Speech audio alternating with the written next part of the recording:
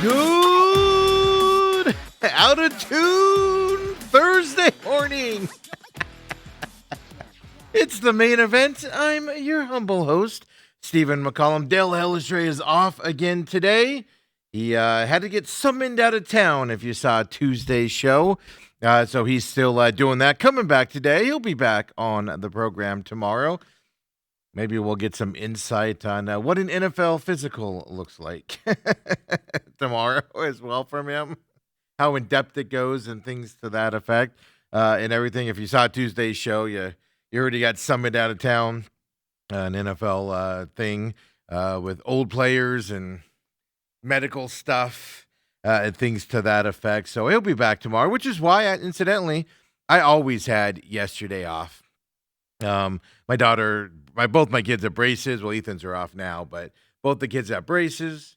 It's a massive thing, and then when they do the big shifts, they have to do them. And because of finals today and tomorrow, the only time we could get in a while ago, unfortunately, was yesterday, 8:30 in the morning, folks. I had to sit there for a couple hours and stare at myself while they were doing that stuff. So that's where I was yesterday. No court yesterday. That's coming up on the 29th, but that'll be an afternoon appointment. So right for the new year. So guys, we'll have to see where we go at that point. So, but that's what happened yesterday. Dale had got summoned out of town. So he had a guest coming in with him and everything. We had to cancel all that stuff and, couldn't get anybody in here with that last second stuff. So thank you for your patience yesterday as well. And, I'm working on the holiday schedule coming up. I don't know Dale's holiday schedule yet. Like today we have Uncle Lou. He's back this week. Last week he had to go out of town and he came back with the flu, but he said he's doing well enough. He's going to come in today about 9 o'clock as usual. Uncle Lou as well. We'll talk some NFL with no UFC action going on. Maybe he'll have his UFC stats. I don't know if he'll have his end-of-year stats in terms of wins, losses, ROI, type of things that he does do every year. I don't know if he'll have those today. We'll ask him and see what he says. And then, of course, NFL talk as well with him. Then, of course, tomorrow we're here as well. Now, we got holidays coming up, of course. So right now, I can tell you this. I will be here Monday and Tuesday next week. As of now, Uncle Lou's scheduled to join us on Tuesday of next week. As of now, Bruce Cooper's scheduled to join us on Tuesday of next week as well. So it'll be a good Tuesday. Dale, like I said, Dale's working on his schedule because his family travels. We talked about that earlier in the week. But there will be shows Monday and Tuesday next week. Wednesday, obviously, Christmas Eve. We'll take that day off. Thursday, Christmas Day. We'll take that day off. I'm leaning towards coming in next Friday and just doing a show. I have to make sure we have producers, make sure Kobe Riley's around for that. But I'm planning, at least for now, I'm going to get this all decision made here. If not by tomorrow, then definitely by Monday for next Friday. Thinking about it just because of all the bowl games going on and, NFL stuff happening on that Wednesday, things to that effect. Think about coming in on that Friday to do it. I'm leaning towards it right now. And then the following week, New Year's week, we'll be here Monday and Tuesday. Well, I'll be here Tuesday. As long as I'm not in jail from the court thing. That's coming up on Monday. I won't be, but I'll be here Tuesday. And then Lou's scheduled to come in on that Tuesday as well. We've already worked out that schedule to come in for him. And then, of course, Wednesday, New Year's Eve off, Thursday off. We will be taking January 2nd off that Friday as well. I'll be out of town. If you don't know, we're hitting up the ASU Sun Bowl. We're going on a mini vacation to go to the not Carson Caverns. What's that cave over there? Carlsbad Caverns over there in New Mexico with the kids. They're older now. They've been there when they were younger. 2019, 2020 time frame, 2021 time frame. Last time ASU was in the Sun Bowl, and that's when I had my foot and I had the walking boot. I wasn't able to fully enjoy it back then. I've been there numerous times, but we're going with the kids. Just a little mini vacation. Spend New Year's over there. We'll be back that weekend and then just right back into the new year that following Monday. So just give you a little programming update for you. We'll have the only question mark date right now is next Friday. And I'm leaning toward doing a show on that day because, like I said, kids are at their mom's after Christmas. And, I got nothing else to do. I ain't going to lie to you. So we'll do that. But with all the bowl games, and everything coming up, I think it'd be a fun little show. There'll be plenty to talk about, even though your Arizona Cardinals are out of the playoffs. Yes, and I don't I don't know when the next time they will be in the playoffs again. It's kind of the bigger question. But Uncle Lou coming up later today. But for this first hour, I'll get you set up on what's happening around the world of sports. And it's amazing that I was kind of out of it yesterday. I did the dentist thing in the morning where I just sat there, and then we did a little shopping, walked around a little bit, did a little shop, Barnes and Noble, walked around, did that stuff, did lunch. Me and daddy daughter day yesterday, and then we went home and just hung out, and then a couple appointments in the afternoon that we had to get her to and stuff to that effect. So relaxing day. I even forgot there was bowl games last night. That's how out of it. It's amazing when you take a day off in the middle of the week, folks. We should do this more often. It forgot it was Wednesday. Forgot it was middle of the week. And it wasn't too busy. The hustle and bustle of Christmas hadn't started yet. There wasn't a lot of people out, just a normal amount. Probably more than usual, if I had to say that. People on vacation already, but it wasn't terrible. Parking was good at a couple malls we went to. Next week will be a different story, of course, coming up there. But I didn't pay attention to a lot of sports yesterday. Of course, Suns have been off forever with that NBA Cup deal. Get back on the court tonight. Grayson Allen's questionable. We'll kind of preview that coming up here and what to expect maybe from the Suns after all this time off that they've had because of that NBA Cup situation. Everything gets spread out. We're going to get right back into it where they're going to be playing every couple days and stuff to that effect. And sorry if you're watching us live here, man, my glasses feel like they're crooked today. Are they straight? But like problems that I have, I didn't wear them at all yesterday, so now it feels even weirder that I have them on right now. Of course, bowl games are up, but there's a lot of question marks around the bowl games and stuff to that effect. I spent a lot of the last couple days just kind of going around like the NFL, going around bowl games, seeing what coaches have to say leading into these bowl games. And there's a lot of common themes out there, right? And themes to that extent. A lot of NIL talk right now, a lot of losing kids and things to that effect.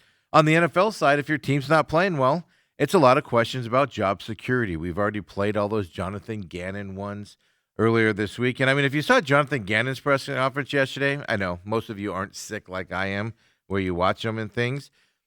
And I did this whole thing where I pulled the video on him talking about tackling. I screenshot it, screen recorded it, did all that work and everything. And then today for the show, I was like, I don't even want to play it. I don't even want to go into this. The more I think about it, Jonathan Gannon's just making excuses for how bad his team's tackling. If you missed what he specifically said, he blamed basically the rules for his team not being able to tackle, especially as the season has gone on, right, and stuff to that effect. He said, how do you get better at tackling? What he was asked. And he said, you have to practice it. Kenny Dillingham has said in the past, you got to play football in order to play football. And it's true. But tackling's a skill. And it's one that has to be practiced, but it's also a want to. And how many of these players don't want to tackle because the season's over? They don't want to get hurt going into the offseason. They have to be rehabbing all offseason when they're, just dinged up now and not seriously hurt, stuff to that effect. But he basically blamed the rules. Oh, we can't tackle. They've been bad at tackling all year, but it's gotten worse, obviously, since they've been eliminated from the playoffs. And this was just another, in my opinion, another tone-deaf thing that Jonathan Gannon says. Because go around the league. Rams tackle. Green Bay tackles. They have one of the better defenses in the league. Now we'll see with Micah Parsons out what they do and to that effect. You see guys all over the league tackling. You saw the Buccaneers tackle a couple weeks ago when they played the Cardinals, and they hit hard. You see all of that stuff out there. And to blame the rules that every team in the league has to be under. And it's just another excuse from Jonathan Gannon and his regime on why they are so bad this year. Last year, same rules. Do we have a major tackling problem last year with the Cardinals? Same rules last year. It's just more excuses here, I guess, is what we'll say from the Cardinals regime. So this morning I was like, you know what? I'm not going to play that video. We'll hit on it. Just kind of give my opinion on that stuff. He said, there's no drill you can do to mimic a game, and he's right. 90% of tackling, in my opinion, and we'll have to ask Dale this tomorrow. 90% of tackling, in my opinion, is just want to. Putting your head in there, tackling a guy that's going the opposite of you, momentum and force.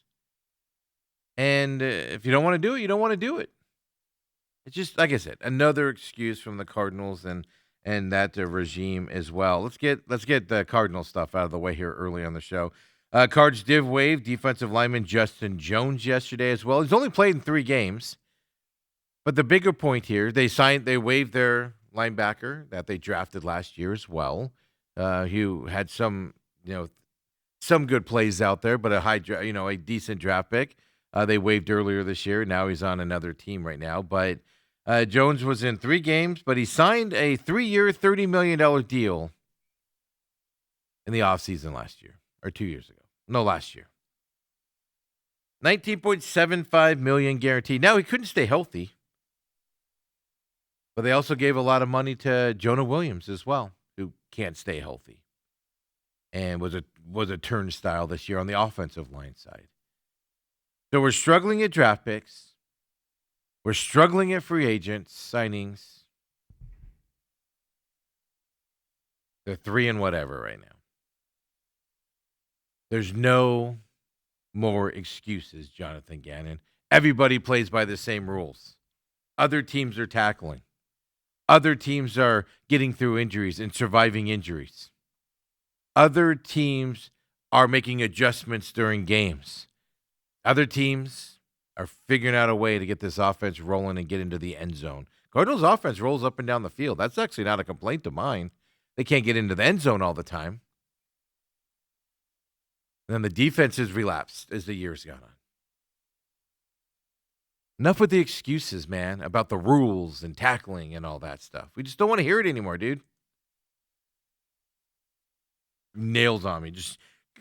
So I didn't want to play that audio today. I'll spare you that. Because we have other coaches that we need to talk about as well in regards to around the NFL. So we'll just keep it going with the NFL here. And, Lou's coming up. I tell you what. Let's switch that.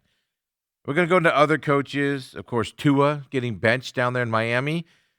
I'm torn on if this is Tua's last opportunity in Miami. First of all, big salary cap hit if they get rid of him at the end of this year. But if they do, there's going to be a good amount of young quarterbacks in the league that are going to be available this year, either as free agents or trade bait. Kyler Murray being one of them. Tua could be one. Now, the reason why I'm not sold it's Tua's last game in Miami. Now, Miami blew out their GM and kind of sided with the head coach. And they've lost a couple now, but what are they, 6-8 now? 6-7? But they've won more games than everybody thought they would do over the year quietly.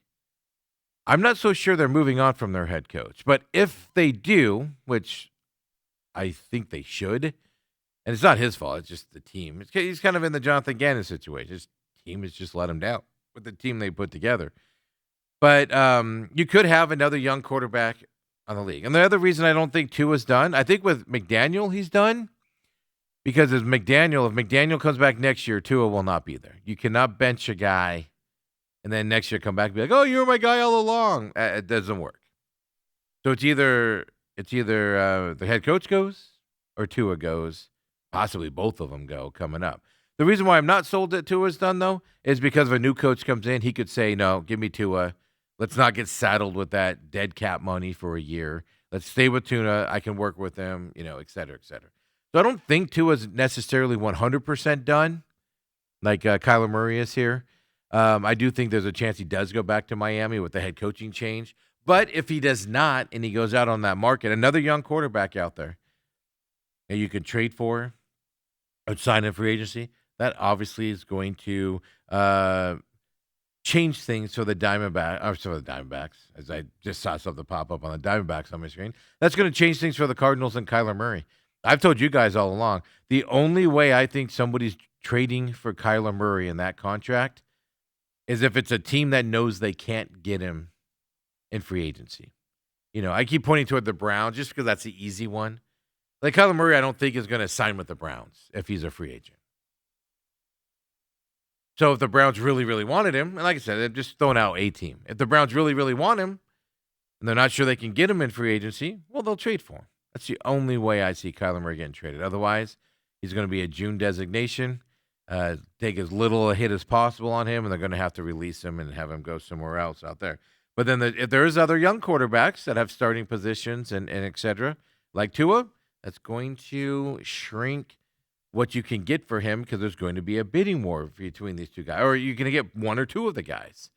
You won't pay as much for one when there's another one out there that you could switch to if the deal is out there. So Tua thing does kind of put a wrinkle into all your Kyler Murray Cardinals fandom as we go into that. But, we're right in the middle of bowl season tonight. You got Missouri State at Arkansas State tonight here in the Xbox Bowl, 7 p.m. on ESPN2 from the Star there in Frisco, Texas, kind of the quote-unquote practice facility that Jerry Jones built next to over there in that whole fortress that he has over there.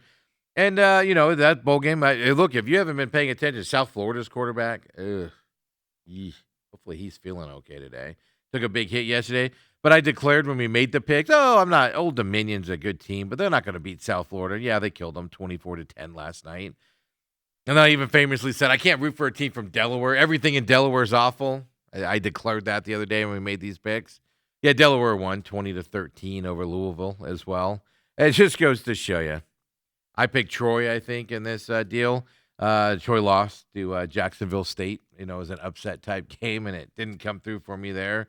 But these have been, at least the Delaware-Louisville game last night was kind of a fun game to watch. 24-10, ODU ended up beating, so that wasn't a close one. These were close spreads going into it. But the Jacksonville State-Troy game on Tuesday night, that was a close game. It was 17-13. And tonight you got another one. The line has moved. It was 1.5 earlier this week when we made the picks on Tuesday. Now that line has moved to 2.5 to Missouri State out there. But close games, at least in terms of the spread, if you're looking into that. Then tomorrow we get big. Kennesaw State, Western Michigan's the precursor, 9 a.m. tomorrow for that game. Then you got Memphis, North Carolina State after that, 12:30 p.m. from Florida. And then you got your first playoff game tomorrow night, Alabama, Oklahoma, 9-8 here. From Oklahoma, home team here for them. Oklahoma right now is a 1.5-point favorite going into this game. To me, this is a toss-up game, and the odds kind of tell you that as well. We'll talk more about it tomorrow, of course, with Dale back here, and we make our picks. Then this weekend on Saturday, you get the other playoff games going as well on Saturday. Miami, Texas A&M. The game of the day on Saturday is going to be at noon. I'm sorry, noon their time, 10 a.m. our time. Game of the day. How they do the scheduling, I don't know, but it is awful. So 10 a.m. our time, Miami, Texas A&M, noon Eastern time. Then at 1:30 p.m. on Saturday, you get Tulane and Ole Miss. Snooze fest. Then at 5:30 p.m., you get James Madison in Oregon. The game of the day on Saturday is at 10 a.m., folks. I guess we can get it over with and then go about our day while the other snooze fests happen. Texas A&M's favored by 3.5 over Miami as of right now. Mississippi, Ole Miss, they're favored by 17.5. Oregon's favored by 21 in playoff games. I would encourage you. Now, you and I aren't going to matter, right? We're not big enough. I would encourage you guys to just make sure you don't watch those games. Keep those ratings low so we can knock off this nonsense of group of 5 teams playing the best conferences in the land. But that's the weekend coming up as well. We'll talk more about that coming up as we go. But around the bowl games, UT San Antonio, UTSA, they're the Roadrunners out there. They're going to a bowl game coming up here and everything. And this is a fun time of year if you're like me and you, for some reason, you like to subject yourself to press conferences and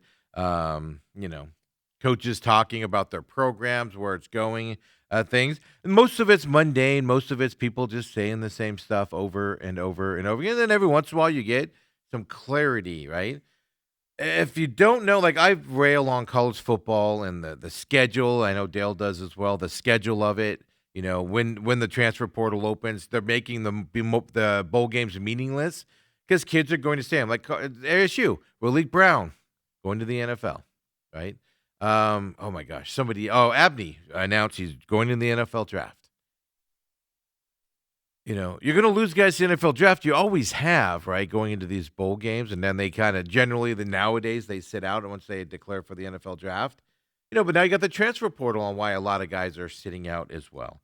It's kind of a lengthy video here. But, I mean, you want to know the depths of what college football does to these programs? UTSA, they play Florida International coming up and the First Responder Bowl from Dallas, Texas. Gerald J. Ford Stadium, right there, where SMU plays their games and everything. UTSA is a 7.5-point favorite in this game. They play Friday, December 26th. So the day after Christmas is when the UTSA plays. They don't even know how they're going to field a roster at this point. They're a mid-major school, makes a bowl game this year, has a phenomenal season for UTSA. They've had better years recently, but they're 6-6 there. They're in the American Conference. They're in the conference with Navy, Tulane, North Texas, South Florida. Teams that made bowl games. And Memphis, East Carolina, all ahead of them in their conference. This is the one Army's in here as well. That was right behind them. So they're in that conference. Mid-major team. You have a good year, what happens? Your players get poached, right? If you want to hear kind of just summary from the inside here from a head coach of UTSA, mid-major program. You want to hear how the NIL and all this stuff is ruining these games. And that's why meaningless bowl games, folks, for a lot of these teams. You don't even know how he's going to field a team. UTSA head coach talking about all of this going into this bowl game.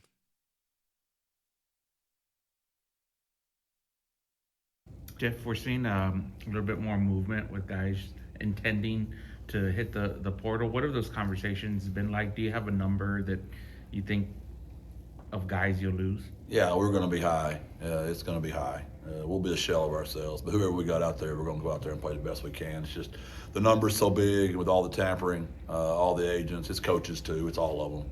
Our kids are being they're being promised such incredible numbers. They're getting lured into the portal. I just hope all the things those coaches and the agents are promising they're going to do for my kids. I really hope so. And I hate it because I really want to coach them in a bowl game, but they're getting leveraged out of it. Their agents are telling them that they got to not play in the bowl and they'll get this number if they don't play in the bowl. So it's ridiculous. I hate what's going on with college football. Is that more so they changed the window to one window now? Is that like an unintended consequence that they moved up and now that's impacting? Because it seems a little bit more movement than we've seen in the past from your guys. I just think the numbers just gotten so large. You're talking about teams that have $26 million to $40 million, and the number's just too big. And who knows if they're being told the truth? It's sad. It really is sad. I never thought we'd be, punished for making a bowl game by being leveraged. That if you don't give them this certain number, they're not going to play in the bowl. But I'm going to celebrate the kids we have left. Whoever that is, we're going to go out there and play our tails off. And I'm very grateful for them. And again, I hated that we're talking about the 10 to 15 that probably are not going to play in the game, or 20, whatever that number ends up being. We should be talking about the 90 to 85 that are going to go play with their teammates. Does that not sum up college football right now and how messed up this system is, making these games meaningless? UTSA, for a program like that to get to a bowl game 6-6 at their level, now they're just being poached by that. You heard him. I think that number's closer to 20. I think at first he said 10 to 15, and he was like, let's just be honest about this. It's going to be 20-plus kids. And that obviously means mostly starters on a program like that, leaving and being poached up to another level. And being all these promises, all this money coming their way. We promise you playing time. We played that video from NAU head coach where they did that internal study. Something low, wasn't it? Like 14% of kids that left NAU went on and actually played the same amount of snaps or less. 14% actually played more. Most of them leave, take that money and get less playing time, less benefits in terms of exposure and things going up to the next level when they would have played more down there at NAU. The same thing with it, UTSA. Now that was the NAU's obviously Division II. If that doesn't show you the problem with the setup, like have the transfer portal. Like Dale says, push it back to March, April, that time frame after spring practice, something to that effect, so kids can still play in these bowl games. You're like I said, the big issue here is do you like the bowl game system or not? Now, and I'll even argue this, when they go to 16 games in the college football playoffs or bump up to the 24, these games become even more meaningless. The transfer portal won't even matter at that point. You're not going to pay attention. Like, for instance, this weekend, I already gave you the schedule for this weekend. Tonight, you have the bowl game. Tomorrow, you've got 2 bowl games in the morning. The Myrtle Beach Bowl, that's the Kennesaw State, Western Michigan. Memphis, North Carolina State, that's the Gasparilla Bowl. I had to look at that twice. And then you have the 1 playoff game. Then Saturday, you got 3 games, 2 of which are going to be unwatchable, folks. But 3 playoff games on Saturday. Obviously, nothing Sunday. Monday, you have Washington State, Utah State coming up, with Washington State getting there in the Idaho Potato Bowl, right? And then you get back into the bowl games kind of a deal with 3 or so, 1 a day, as we move forward, of course, through Christmas and stuff like that. Even Christmas Day, no bowl games on Christmas Day. Now you have 3 NFL games that, quite frankly, you've lost interest in because the Cowboys are going to be out of the playoffs, Chiefs who are going to be out of the playoffs. Those games have kind of gone by the wayside in terms of excitement. But Wednesday, December 21st, you got Cal and Hawaii on Christmas Eve. That's the Hawaii Bowl. Then you don't have anything on Christmas, and then December 26th. These games are worthless. These games are meaningless. Now, I'm a sicko, so I watch them. This is the problem with it. Then you hear that, right? Florida International UTSA, which actually would be a good game. The First Responder Bowl there in Texas. Dallas, Texas. UTSA is fielding a shell of their team. Most of their starters are transferring out because of the promises from bigger schools for them to go up there. I don't mean to be negative on this, but it just goes to the bigger point, what college football is doing to itself. And now if you go to 16-24 playoff games, those are going to be the focus. These other games are just going to go by the wayside. If you don't become a top 16 or 24 teams, you're not going to want to play in a bowl game. Your kids aren't going to want to play in a bowl game. They're going to get ready to go to the transfer portal to transfer to a team that can make the playoff. You're going to want to get ready for next year so you can make the top 24. If you're in the Big 10, the Big 12, the SEC, or the ACC, you're not going to want to go to a bowl game. Notre Dame's starting this trend now, and it's going to expand out, especially if the playoffs expand. Bowl games are just going away, folks. That's one reason why we're going to do this little trip here and hit up the Sun Bowl. It's going away. They're not going to exist. LA Bowl's already shutting down. I think the Bahamas Bowl is the other one shutting down.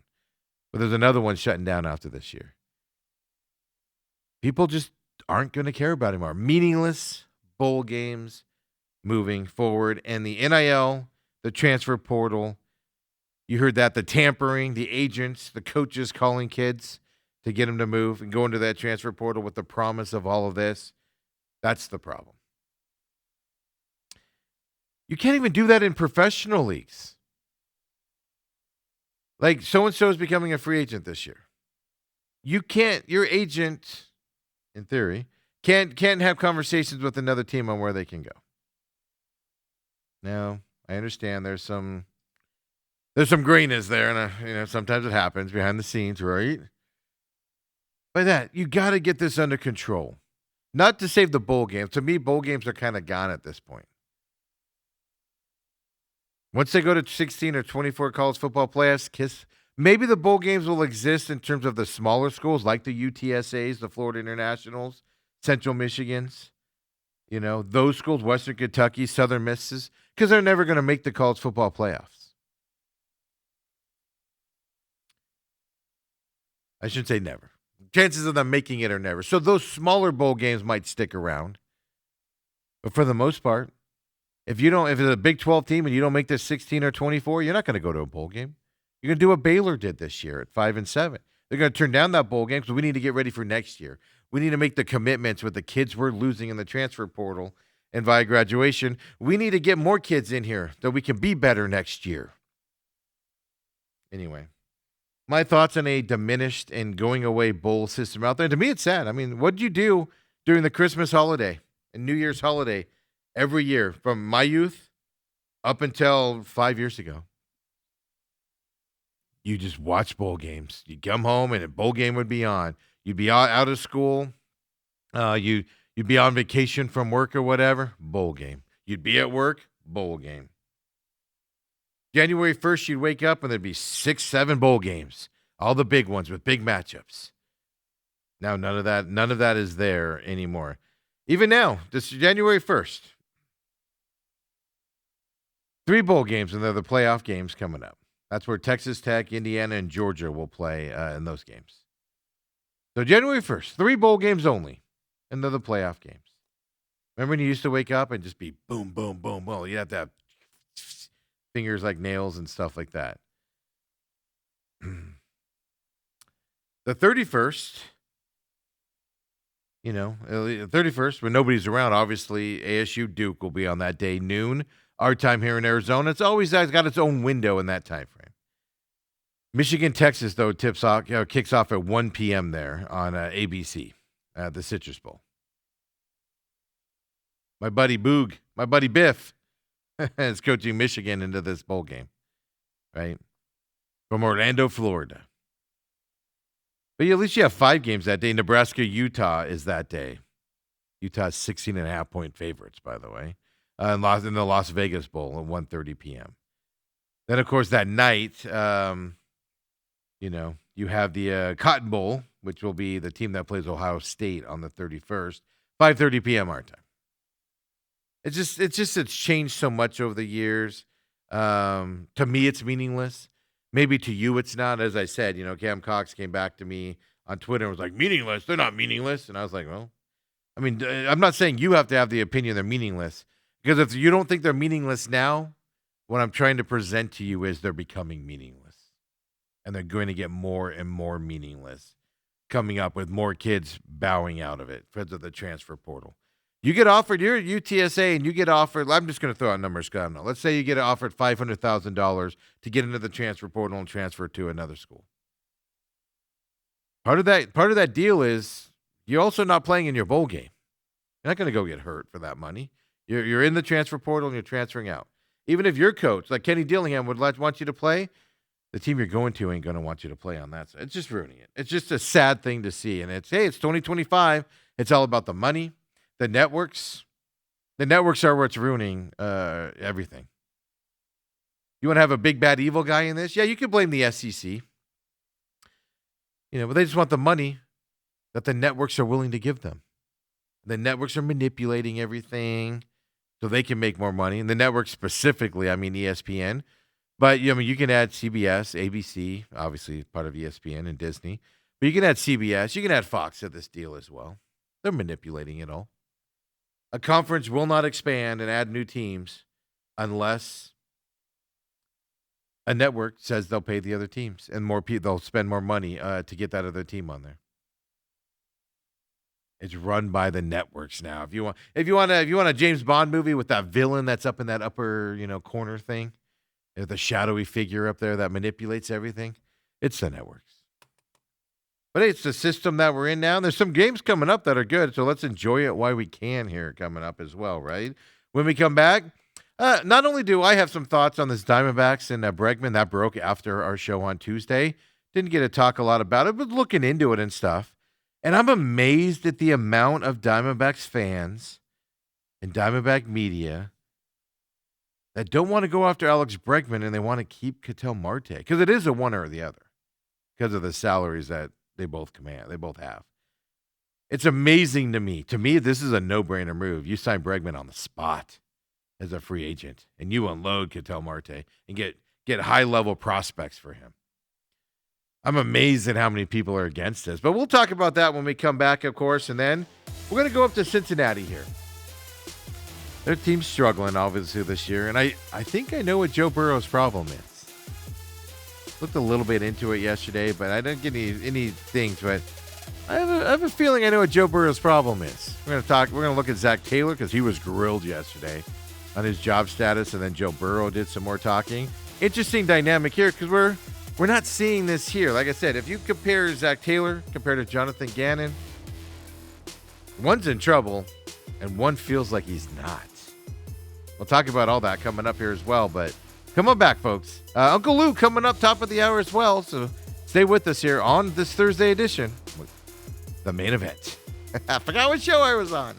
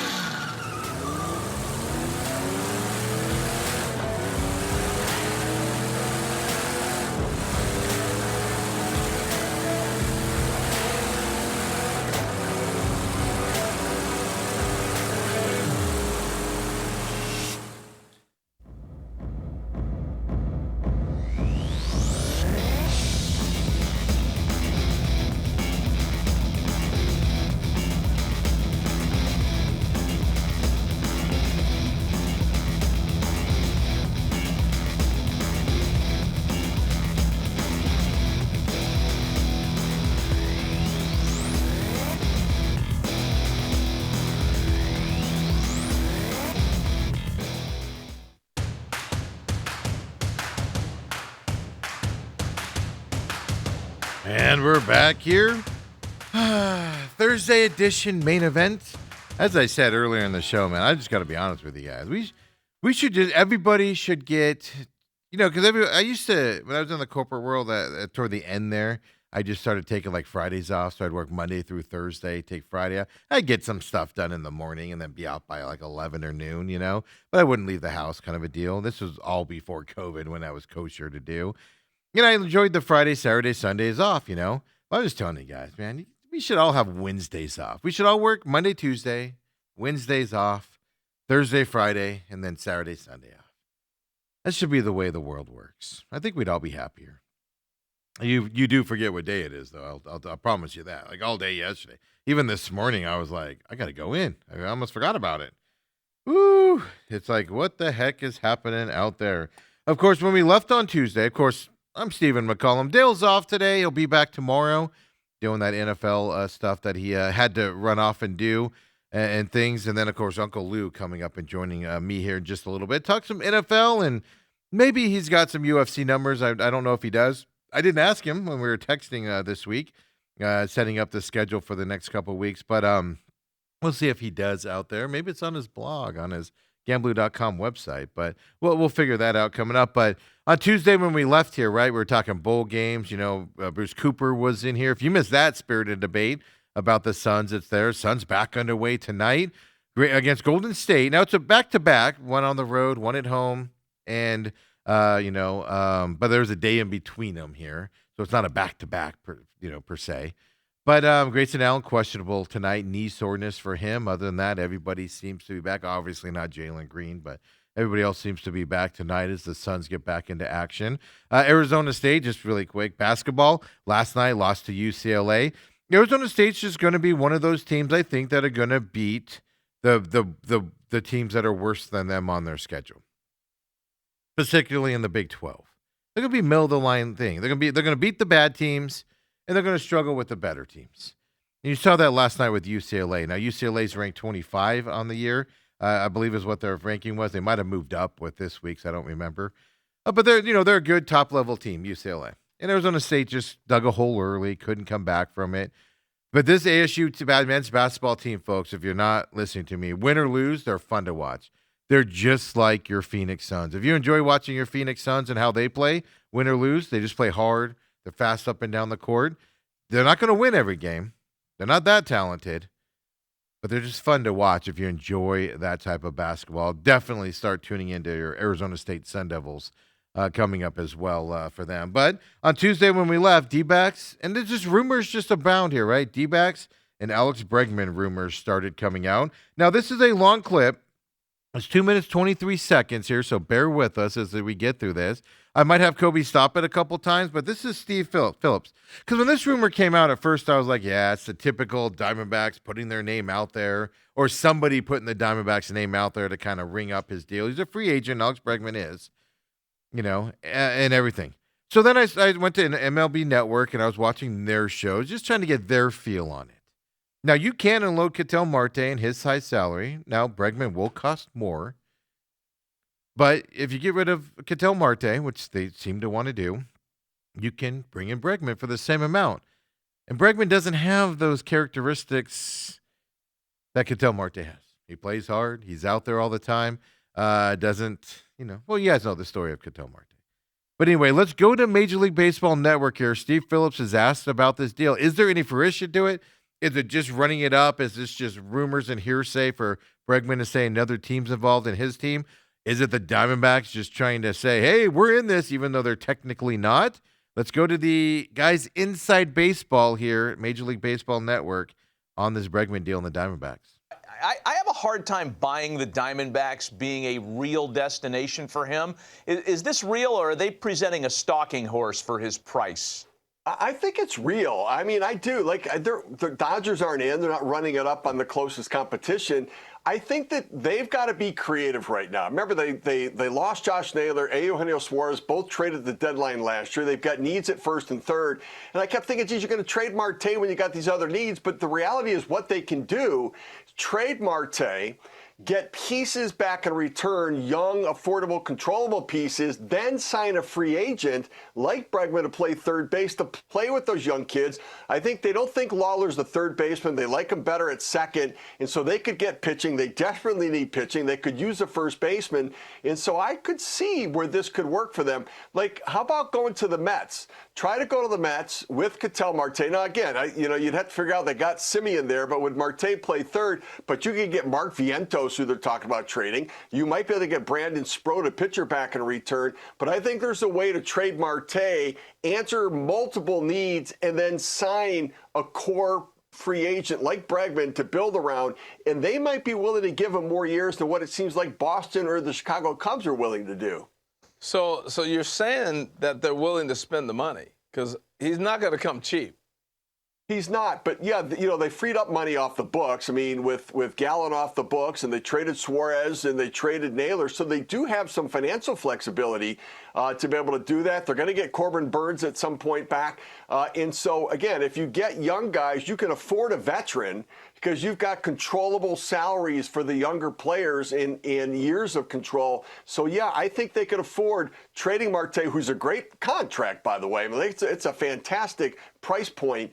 But he's 32. You've got, 5 more years of it. And so I could understand why moving him now. Plus, he becomes a 10-5 player 10 days into the 2026 season, at which point he has veto power over any trade. And so I think there's a lot of reasons why it would make sense for them to move Marte, sign Bregman, solve their needs and holes on the team. And so it's a creative way of building a roster there for Mike Hazen and the Diamondbacks. All right, let's do it. Sold. I'm on board with this 1,000%. I was on board before I watched that. Absolutely. You can upgrade your third. What's the position the Diamondbacks have struggled with the most lately, last several years? Third base. They brought in Longoria, who had a good year, but wasn't the long-term answer there, right? They're grooming Lawler. You heard there. We've known for a while that they don't see Lawler as the third baseman. They want to move him around, kind of a deal. And it's just, if you can get a veteran presence, a guy that plays hard, guy that can come in here as a free agent, so you don't have to give anything up for him except for money, and you can load what you want to do anyway. Get rid of Ketel Marte. Get good prospects or good major league ready players. Pitching you need, a first baseman maybe, because Pavin Smith's not the answer long term at first base, right? And you need a righty in that position as well, to kind of counteract that. You can add to this squad by unloading Ketel Marte. And you're not going to add that much more salary. You're going to add salary, but you're not going to add that much more salary bringing a Bregman in the long term. And then you've got the intangible stuff that we talked about. Bregman ain't going to take off the Sunday before the All-Star break and then not come back on the team plane and go someplace else. He's going to be here to play. He takes a ball off his foot. He's not going to take a few days off because even though he can play, he's not going to take a few days off because it just hurts a little bit. And he doesn't want to push it. He's not going to have to miss a day because the wind's at his back for 2 days in San Francisco. Bregman's not that type of player. To me, you make this happen. Yes. 1,000% yes. You get it done. If it's an option. I do question a little bit if Diamondbacks are actually involved in this. But the way Steve Phillips there puts it together, of course, old ex-Mets GM, you put it together, man. And go get young guys. As I told you all along, you're not going to get equal trade value for Ketel Marte. You're going to get less than what he's worth. Partly because of the off-the-field stuff, the other stuff out there. Teams are aware of that. But you're not going to get enough for him. But you don't get the value for Marte, but you get close enough. And then you go get an Alex Bregman to fill your third base spot for several years. You got Lawler coming up at second. Tim Tawa can play outfield, move him around. You got a utility guy there. Absolutely. In my eyes, this is a no-brainer. I am shocked when I was going around social media yesterday and then listening to some sports talk here locally yesterday, the amount of people that are like, nah, I'd rather keep Marte. I'm shocked by that. People are more Marte fans than I am. I can tell you that out there. So I'm on board with it. I think they should get it done. Now, question is, will they? What's their commitment here? Because my fear all along is they're going to unload Marte and they're not going to get enough for him. And then that's just going to be the team. Okay. We're going to lose McCarthy or Thomas this year, probably. They tried to trade him last year. Didn't get it done. But then it's like, that's all you're going to do? And that's how you're going to go into it? Adding in Alex Bregman, folks, keeps you at the level you're at. Then you get Burns back halfway through the season in July to add to your roster to go on a run. Right? You start to get AJ Puck back. You get Martinez back, maybe, toward the end of the season. Now you're going on a run. Diamondbacks want to stay relevant in this marketplace. This is what they need to do. They need to do it. Instead of taking, 4 steps back to kind of quote-unquote rebuild, stay right there. This team is a verge playoff team. Are they going to compete with the Dodgers? No. Are they going to compete with the Padres? Probably not. Are they going to compete with the Mets? Maybe a struggle, but we'll see. What Mets team shows up there. But they can be that next tier team that keeps it interesting till the end of the year. Makes the wild card game. And then you don't know what can happen in the playoffs. That's where the Diamondbacks need to stay, in my opinion, not to go backwards, in my humble opinion. So we'll see where they go from that perspective. And we got Uncle Lou coming up here at the top of the hour. But before we get to him, let's switch over to NFL talk here as well. Of course, we'll do a lot of NFL talk with Lou as well. Of course, this weekend's games coming up. Playoff push is happening. We're getting some clarity in this playoffs. Teams are bowing out. Now, seeding's becoming an issue with some teams losing and not, right? So we'll get into that with all of Lou and everything.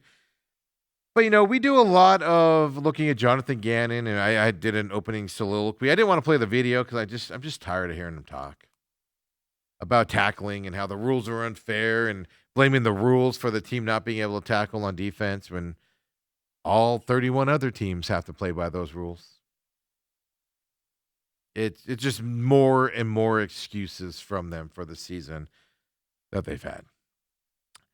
But, we do a lot of that, whether he's been being asked about his job security. And we played that clip earlier in the week, right? Where at the beginning, what's your pitch? He goes, I don't have a pitch.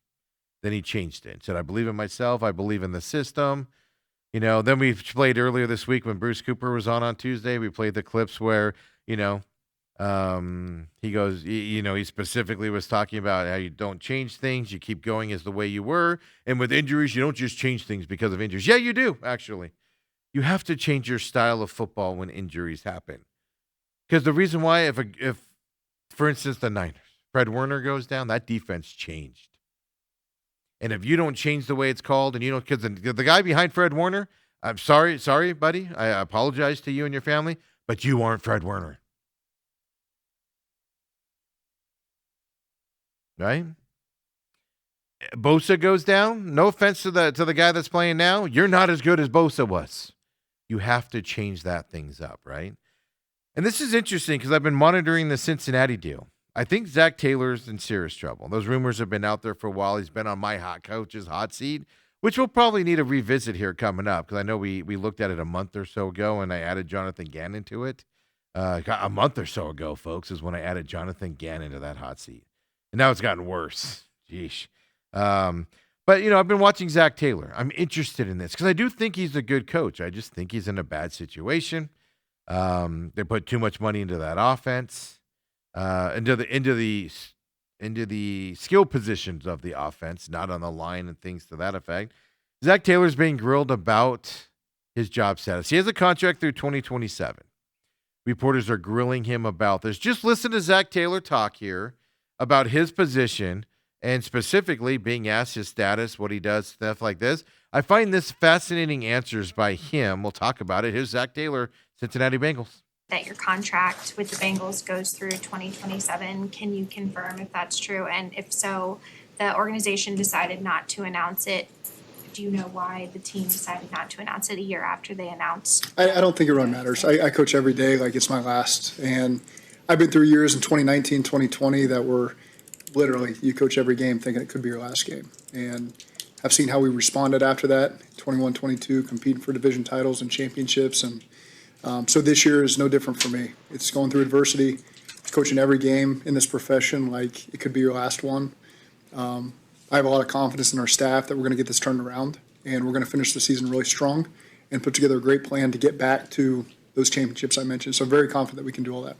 Just for accuracy's sake, though, it is through 2027. I'm not going to respond to that. I just told you I coach every day like it's my last one. When you don't get a chance to talk to ownership or Duke, we don't get that opportunity. What kind of assurances have you been given from ownership? We just talk every week. Every week you talked about your contract? Or Every week we talk about everything. When was the last time you spoke about your contract and the status? It's not really part of our conversation. It's every week we're just trying to create together a great plan to win football games and make sure our team's ready to go, make sure I'm ready to go. So I know that's of curiosity to you guys, but we're just focused on being the Dolphins. Is it fair to say that's reassessed after the season every year? You'd have to ask them. Ask them? Yeah. And we don't get that chance. Okay, well, I'm sorry. Okay. I'm just being straightforward with that. We would ask them, but we don't get that opportunity. Okay. Zach Taylor's so gone, folks. He's so gone. It's not even close. It reads between those lines. He is gone. They haven't even announced his contract extension through 2027. We all know about it. They haven't formally announced it. They signed it a year ago, and he's being peppered with these questions, and he can't answer it. And he's a guy that I think he knows his fate coming up here. He's obviously not going to announce it himself or anything to that effect. And I think, and it's interesting to see that dynamic back and forth compared to what we see with Jonathan Gannon when he was asked those questions earlier this week, as we're talking about it. Then, right, we all know the Joe Burrow stuff. We've talked about it here. He just looks dejected. He's been hinting, and to the point where speculation was going into last game, that Joe Burrow doesn't want to be in Cincinnati anymore. There's talk about him. I saw people comparing him to Andrew Luck when Andrew Luck, his press conference before he retired, surprisingly. And they're very similar conversations, folks, when people were putting them side by side. I came to a distinct impression watching the Zach Taylor press conference yesterday and pulling that out, and then watching Joe Burrow also yesterday talk a little bit about his situation. And then keep in mind the last couple weeks of the hemming and hawing from Joe Burrow, kind of giving the impression he doesn't want to be there. And he kept saying there's issues, all of it. And even yesterday, I didn't do this clip, but even yesterday, Joe Burrow said, I feel like there's a lot of people that don't want me to play football, and I'm fighting those people. All of that being said, Joe Burrow yesterday, his future in Cincinnati? Is there any world in your mind where you're not the quarterback of the Bengals next year? I can't see that, no. Have you ever both thought about the possibility of not being the quarterback here during your career, or? You think about a lot of things. Okay, this is what I'm going to speculate on. 100% speculate on, folks. Are you ready? I think it's pretty obvious. Joe Burrow's tired of Zach Taylor. Joe Burrow knows. Joe Burrow's been actively working behind the scenes, and Zach Taylor's going to be the man out here, and Joe Burrow's going to stick around. Joe Burrow's tired of Zach Taylor. That's the problem that Joe Burrow has with the Cincinnati Bengals. He's not happy with the way the line's blocking for him. He's not happy about any of that stuff. He's not happy about being injured. Since he's come back, he's just been not himself. And then when he says things, like I said earlier, I just feel like I'm fighting the people that don't want me to play football. Joe Burrow is just counting the games where Zach Taylor's his coach. That's the conclusion I've come to in the Cincinnati situation and what we're talking about with them. And this is fascinating because you contrast this, of course, like we always do, to the Cardinals here. Jonathan Gannon and the Cardinals just had enough of Kyler Murray. They just, hey, buddy, go ahead, man. We're going to put you on IR. We're going to say you have a foot injury. We're going to say you have a foot injury that just won't heal itself, even though there's been no surgery, no walking boot, and we was practicing for 2 weeks before he went on IR. Just look at the way this is being hired from that perspective. And then just look at the coaching staff as well, the press conference there. Zach Taylor was saying all the coach speak, I'm just getting ready for this week, and I'm not worried about my contract. I think we had an opening in Cincinnati, and I think Joe Burrow might be one of the reasons why that is coming up as well. So when we come back here, well, we got Uncle Lou in the house as well. So, folks, come on back. Second hour main event coming up next.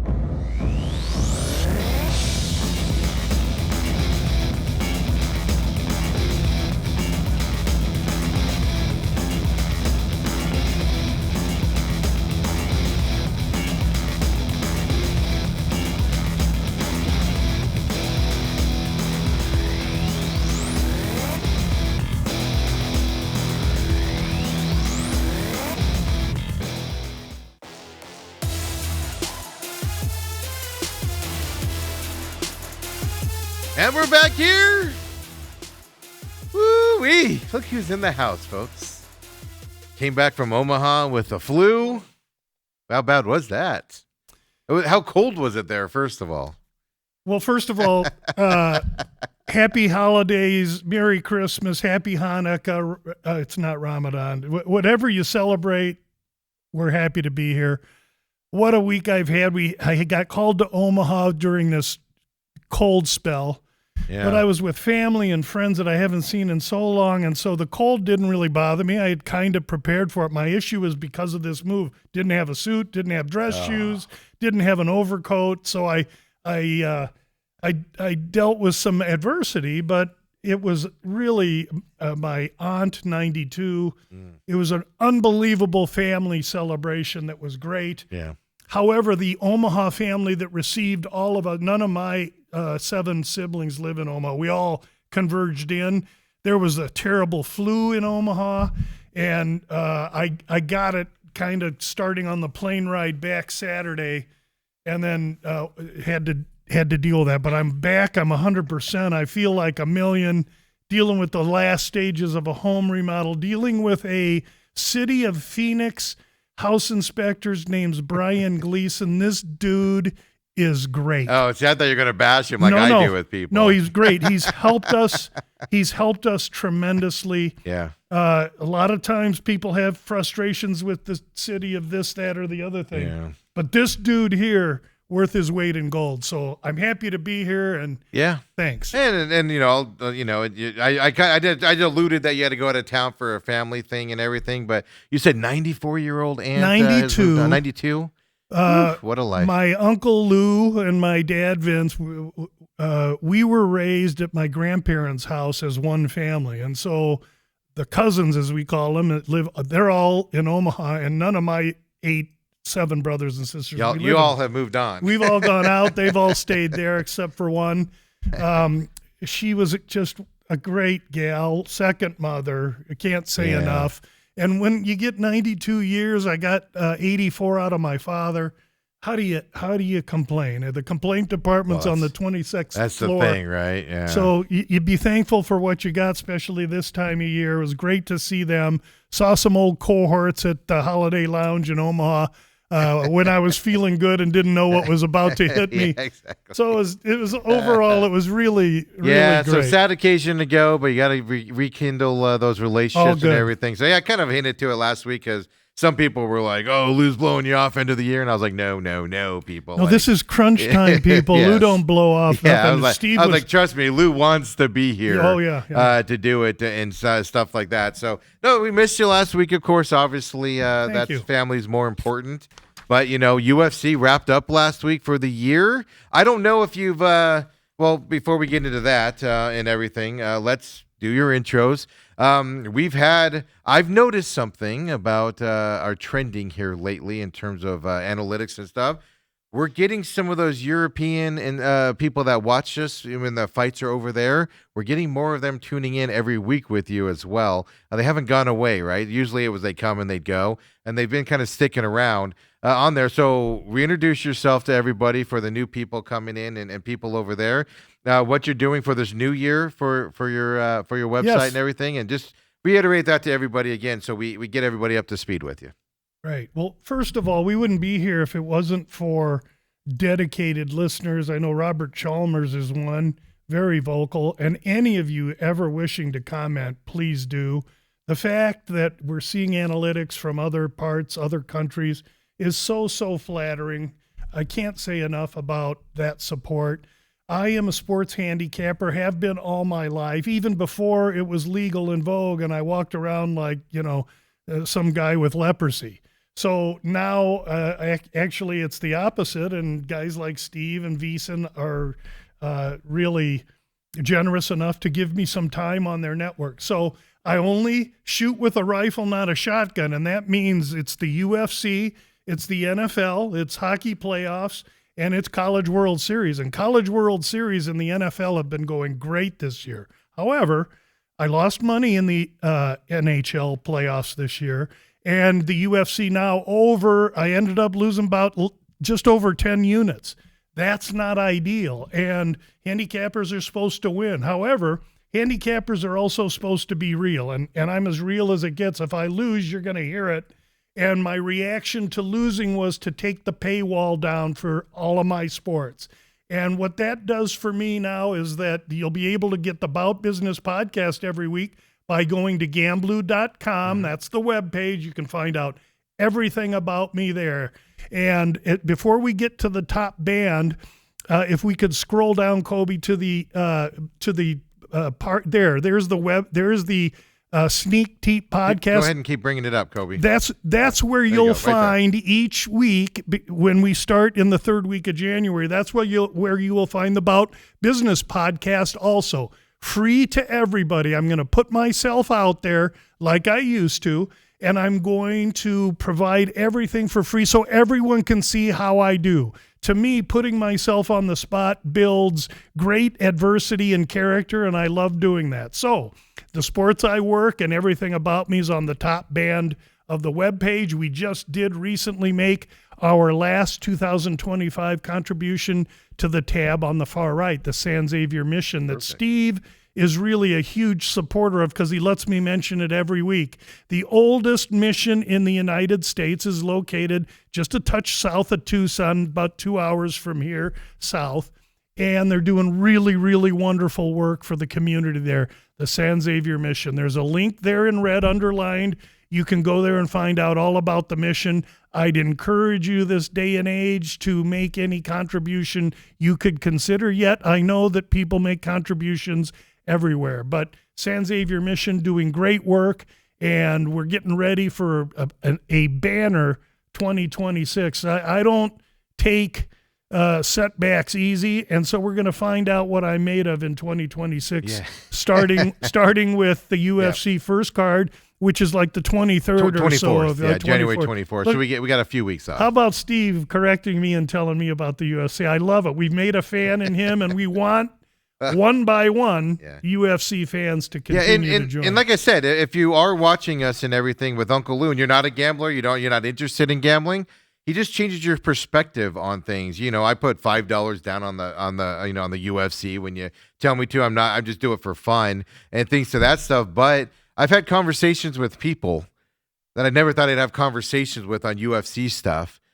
Just because of what you bring to the pick table here, and I'm able to talk intelligently about it. So that's what you also bring. So for the non-gamblers, because there are some people that go, oh, gambling, nobody's interested in that. It's not just the gambling perspective that Lou brings you, folks, that you have that out there as well. So starting, I guess the week before the 24th, that Monday, you'll have a sneak peek, and then that Friday you'll have the Bout Business for free on the all website available there. right on the Gamblu.com webpage. You don't have to go there for either of those podcasts. Just go to Apple or Spotify, whatever it is that you get your podcast. We retweet it out here. I got to get better at retweeting you out. I do it most of the time, but then sometimes you post them when I'm on air and I forget and stuff to that. You support me immensely. Don't apologize. And everything. So, you're obviously with your sickness and you being out of town for the family thing, daily blog, we'll get that updated. That's updated every week usually. From that side of it, it's still the UFC. Thank you for reminding me. I got to get off so. my rear. We're moving trying to move into our new remodeled house. Just blame the holidays. That's I'm what a I juggler that can handle 2 potatoes, and right now I'm juggling 4. So can imagine the mess. Just as a programming note for everybody, I kind of gave everybody, my schedule for the next couple of weeks. You're going to be joining us on the next 2 Tuesdays before Christmas Eve. It's Wednesday, so you'll be joining us on Tuesday remote, and then the following week Tuesday remote as well. 8:00 next Tuesday, we'll get that final one figured out as well there. So Lou's not done here with NFL talk here this year, but coming up on Tuesday next week and the week after. Listen, the NFL season runs through the end of January. We're not bailing out now. There's too much to talk about. There's a couple future bets still in balance. Yes. We got work to do, and we're here to do it. Just be cognizant of our date and time changes. Steve's been flexible enough to let me still come in and vomit all over you guys with whatever information may or may not stick. Well, I got to get my information, Lou. That's I forget everybody else. This is for me. It's all good. It's all good. So, of course, UFC's wrapped up for the year. When will you have your end of the year UFC numbers and everything? Well, I have them. I mean, the UFC, I didn't bring it. The UFC ended up at 65.4%, usually 62 or 63% favorites. So the favorites ran a little high after last year running extremely high, like 71%. Mm-hmm. That's no excuse for performance. Listen, Bill Parcells says you are what your record says you are, and I adhere to that. So at 84 and 107 or something, I ran about 46 or 7%, so just above the rate of dogs, but we didn't earn enough to overtake some of the mistakes I made. So some of the changes I'm going to be making in the next year, because I've been analyzing numbers, probably some fewer releases and a little bit more hay on each release, I think is going to be more appropriate. I think that by paring down the releases, I'll be able to manipulate that win percentage better. It's always been the way that I've reacted to it, and we'll see how we can do, because everyone will be able to see it. You don't have to go to the paywall now to get the UFC. So UFC wasn't what we wanted, but again, it is what it is. And the last month or so, basically what I tried to do was minimize loss. We were at 16 or 17 units. So we took, a third of that down to around the 10, and that's where it is, and that's what we record. Yeah. I wonder, and you probably don't break it down like this, I wonder what the numbers are for the numbered fights compared to and I'm gonna use specifically the Apex fights, because those get into some obscure fighters and things to that effect, obscure matchups. Do you break it down to those levels, or is it just overall? I don't, because it just like one NFL week, you think, oh God, this card looks terrible, and you kill it. And then, because if I think, that's why pretty much I go half unit and unit bets, maybe once in a while a 2-unit bet. But if I'm going to tell you a 5-unit, I tell you it's going to lose, and then the 2 1-units will win. No, we're just flat bettors. I need to be better. And I look around, and here's everybody. Some guys bet 15 units on a card. I mean, that's incredible. There's a lot of ways to win, and I'm not here to find fault or, put on a pedestal anyone else. I'm really concerned with what we do here, and we're going to turn a few screws, improve, and get back next year. And having 5-6 weeks off is just really welcome. Yeah, and it's January 24th. I just reiterate the So reason why I remember that is because it's moving to Paramount next year. No more ESPN Plus, but you have to have a Paramount subscription. But no more. I'll be able to watch the numbered fights. No more pay-per-views out there. And they're starting off with a bang. 2 numbered fights to start the year next year. January 24th at T-Mobile, and then they go to Australia the 31st on a Saturday for a whale for 324, 325. So they're giving Paramount what Paramount probably bought when they bought the package and everything. After that, before they go Apex, and then then they start traveling around. So it is going to be a good start to the year next year coming up here in the UFC. But we have several weeks before we get to that, Lou. Woo! And it's all NFL. So really how great is that schedule that I can really now focus in on crunch time in the NFL, because we have from today until NFC, AFC championship games. That's when my season will end. Will I have a handful of props and some bets for the Super Bowl? You're darn right I will. But if I haven't made my money in the NFL by the time the Super Bowl comes, I ain't gonna. And we're having a good NFL season, fortunately, and we're going to continue to have one all the way here through the championship week. Yeah, the and this NFL season has just been both, for me at least, in terms of watching it from the game perspective, off and on. So let's get into that NFL side and everything with everybody. If you got questions also for Lou going into a weekend, just pay attention to his schedule. You can text us at that 623-252-6670, no matter where you are. It's just like texting your buddies. We don't respond there. You can get those in. So like next Tuesday, you got some stuff for Lou. He comes on at 8 o'clock, man. Text those in, Monday night for this Christmas game. Because those Christmas games have become kind of duds, in terms of excitement to watch them and playoff odds with some of those teams Not going this out year. of it. But that's the thing. The gambling side of it's going to give you some different perspectives. Then, of course, hit us up at TME Sports Show as well on X and give us a follow there. And look, we'd love to have your participation on this as well. And, tonight, this is interesting. We got some changes, right? Tua's getting benched this week. A lot of teams eliminated from the playoffs. Do they, like, for instance, the Chiefs? We know the Cardinals are kind of, quote unquote, quitting, but they have a possibly beatable opponent this weekend, maybe. But then you got other teams, like the Chiefs that aren't in this position, just lost their quarterback. How do they look? We'll talk about all those, but we got a dandy of a Thursday night football game tonight, Lou. It's really not a dandy, Steve. It's a playoff game. That's what that's what I mean. For a Thursday night football game. Yeah, I'm just starting it out with a little bit of vigor. This is second week in a row where it's basically playoff atmosphere going into this game on a Thursday night. Normally Thursday nights aren't like this. Rams Seahawks tonight, both 11-3 coming into this game tonight. This is going to be exciting. I'm excited for this one in Seattle, no less. So it's going to be cold. Those LA boys have to go up there. Puka looks to be okay, but we'll see, right, in this cold weather. I'm not worried. It's not that cold. It's not that cold. Wind and rain, however, that will affect the game. And early in the week, listen, this look-ahead total, 47.5. You look it up now, 42.5. Yeah, it really dropped. Monday, my teaser, it took us up to 57.5. So, again, Sunday night and Monday, I'm looking where the weather's going to be. Where's the other weather? Cleveland, Buffalo. That total's been affected. There's also weather in Chicago, and that total's going up. So we'll talk about all these, but this game tonight is a legit playoff game.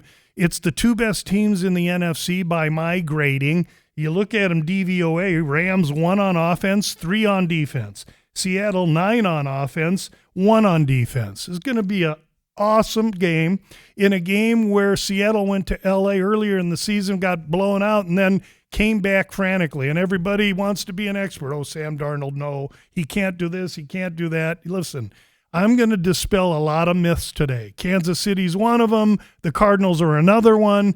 Everybody on one side, you better hear the other side, because the other side might be the right side. Might be. Seattle has revenge on their minds. Sam Darnold's been hearing all his life that he can't do it, and yet here he is in the MVP running. Athletes that hang around and don't curl up and run away, and that's 99% of them, don't curl up and run away, want to kick the door in. Believe me, there's focus and motivation in Seattle, and the winner of this game is going to get the number 1 seed. We look at look-ahead lines. I mentioned the total. The look-ahead line here was picked. Now we see Seattle getting 1.5, and dadgummit, I'm not happy with that. I want to take Seattle. I want to like Seattle, but the only way to play it now would be to take a look at the Rams on a 6-point tease up to 7.5, but those are priced so putridly that you can't play them anymore. So I really think that the side tonight might be the Rams, but more importantly, even though I probably not toy with that, it was the total. It's just now too late to play with that unless you want to take a 10-point or a 7-point teaser and move it up to, say, 49.5 and go under. I think the weather and the rain and the wind are going to affect things. But you got two. The two defenses are going to affect brilliant, things too, no right? question, Steve. Two brilliant defenses. And really the issue I think that I see, why would I lean to the Rams? Because Seattle's run game's never gotten on track. And if you remember in their first game, they couldn't run. They became one-dimensional, and the Rams teed off on them. And so Seattle's 23rd ranked rush offense going against the 4th ranked rush defense for the Rams, it, to me, is the matchup of the night.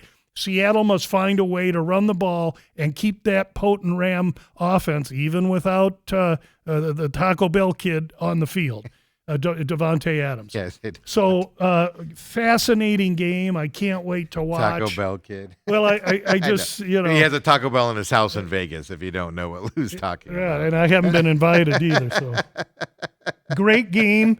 Seattle -1 in turnovers. L.A. Rams +9 in turnovers. If that holds, L.A., it's all L.A. Both teams 10-4 against the spread. So something going to give here. We get a playoff game right before Christmas. The winners in this deal are the fans. The interesting thing is, I look at stats like time of possession a lot just to see if you can control the ball. I mean, these teams are basically even. 29-59 here for the Rams. 29-39 for the Seahawks. I mean, these defenses are, really, really good, and just who's the offense that's going to go? I don't know. I know 50 looks better for the under, but like you said, then you add the weather into that. We could see a 10-7, 14-13 type of a ball game tonight, and enjoy it a lot because this is playoff atmosphere for these guys. And the winner of this team takes the lead in the division of this game. Takes the lead in the division as well on this Thursday division night. and conference. Yes. The winner of this game probably has the number 1 seed. They're playing for a lot. It's a play. I mean, again, the integrity of this gamble can't be better because both teams are going to give 110% to win this game. And boy, I really want to like Seattle, but I have to go with my numbers. It's head over heart, and there's going to be a couple other games we talk about here today. Same thing.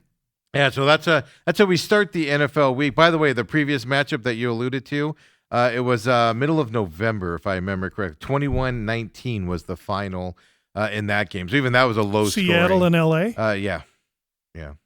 I would have told you it was 34-32 or something like that. So I don't. Yeah. So Glad you looked it up. Going to be a close game here. Coming up for these guys. Division foes battling it out on Thursday night on Amazon Prime. What else can you get? And Al Michaels will sleep through it all. That's a commentator comment I got there. But so it's going to be fun to start off this season on a Thursday night. Now, like you said, there's plenty of other games coming. Obviously, I think both of these teams are making the playoffs tonight. It's just who wins the division and who gets 5 and who doesn't and stuff to that effect. Exactly. That's the problem with this, right? You don't win the division, man. You go from good seeding and you drop way down. Kind of what happened to the Bears last week. But then another game this week. Now, Commanders have benched their quarterback. He's been hurt all year, Jaden Daniels. But they have the Eagles at 9-5 coming to this game on Saturday, this week. Don't forget, Saturday games start this week as well. My only question on this game is, the Eagles can win it and things to that effect here. They're 6.5-point favorites, though. Over-under in this game is 44.5. The only reason I even bring up this game is just, one, it's Saturday at 3 p.m. our time, but then two, I'm just not sold on the Eagles. What's the betting? Are people still jumping on the betting bandwagon of the Eagles? In the teaser that I used this week, a 3-team 10-point teaser, I had Seattle and the Rams under the 57.5. I took the Eagles plus 3.5. That line was 6.5 early in the week. The look ahead was 5.5. A little bit of action onto the Eagles. And it's expected. Well, the Eagles are in the playoffs. They still want to win, and everybody thinks that because the quarterback for Washington's out, they're folding up their tent and going away. Listen, that's the question. There's not one team quitting in the NFL. Not one. There's not one coaching staff that are quitting. They're not doing that. If you think that's the case, you're missing the foundation of football. These guys are pros. They're playing for contracts. You telling me I'm a second string running back and they put me in that I'm lackadaisical because I'm out of the playoffs? Heck, no, I'm playing for money. I'm playing for next year. I want someone to see me. I want to improve my position within the league. The eye in the sky don't lie, and the eye going to be shooting film, and every one of those players is going to be playing. Make no mistake about it. When you hear people, well, hey, the Chiefs been in the playoffs 10 straight years. They got nothing to play for. Take Tennessee. Take that and vomit it out because it is absolutely wrong. 100% wrong. This is what I love about Lou, folks, is he takes everything I said all week long about these teams and throws it in my face. You're not the. It's you're all. not wrong. It's the whole. Everywhere. It's the whole. Even the guys on VSiN, Dave Ross and Jensen Lewis, my dear buddies, this morning. Oh yeah, the Chiefs. Yeah, they're quit. They don't want to play. Yeah. But they're. Are you kidding me? Most people just don't want to ruffle up the host, and Lou just comes in and goes, "Not so fast, Steve." I'm gonna give you strong opinions. It's up to you listeners to decide. Yes. How you want to then? No, you make me rethink it. Every week when I go, this team's going to be awful. I go, what does Lou say about that? In my mind, I hear you talking to me to make me. That's what I'm saying. You give a different perspective to make you think about it out there, and that's why I brought up that Eagles Commanders game, one Saturday, but then two. I just not sold on those Eagles. They've clinched the playoff berth in that division. I mean, Cowboys have like a 1% chance to make the playoffs now. And everything, and it just feels like kind of a letdown game. But if it was 5.5 was a look ahead, and it's moved to 6.5, obviously people are putting money on the Eagles. And who are the Eagles? Oh, you mean they're last year's Super Bowl champions? Come on, you telling me that? Yeah, no, they're going to go out there now. Is it going to be? No, it's not going to be easy. This is a division foe. There's hatred here between these two teams since I was in diapers in the early 60s, late 50s. Come on. These teams know each other. It's going to be a hard-fought game. And would I give 6 with the Eagles? No. 6.5? No, but I'll take 3.5. And which is what I did. Again, I'm very strong on trying to manipulate numbers into my favor. And if I can get those Eagles in leg 2, I got to get that under tonight, and that's no given. So there's work to do, but I like the Eagles turn to plus 3.5. They lose in a field goal game, and everybody can say, Lou, I told you so, I told you so. And I can say, where's that deposit slip? I had 3.5, exactly. The other game on Saturday, this is a doozy in my eyes. Packers-Bears. Now, my question obviously on this is, you've been talking about this Packers defense as one of the best in the NFL with your studies lately. Well, obviously they lost a big part of that with Micah Parsons last week with his ACL tear and things to that effect. The 9-4-1 Packers go to your Chicago Bears at 10-4. They're riding high right now. Still lead the lead in turnover differential.